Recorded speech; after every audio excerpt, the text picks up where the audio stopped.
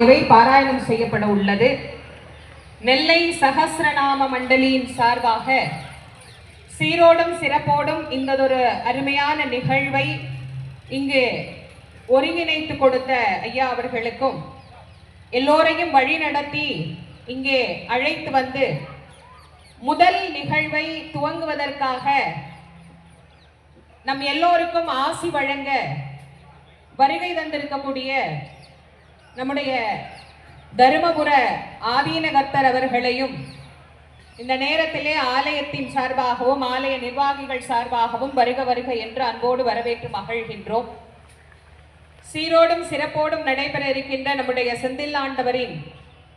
இந்த அழகான வைபவத்திலே கலையரங்கிலே கலை நிகழ்வுகள் ஒரு புறம் துவங்க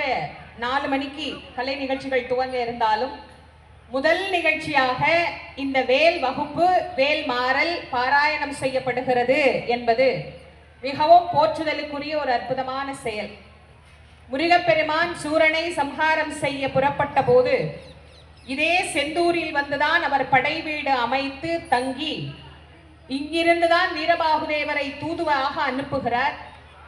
ஆனால் வீரபாகுதேவரின் பேச்சை சூரபதமன் கேட்க மாட்டான், தாங்கள் சொன்னால்தான் அவன் திருந்துவான் என்று மறுபடியும் படைகளை திரட்டி கொண்டு முருகப்பெருமான் யுத்தத்திற்கு சென்று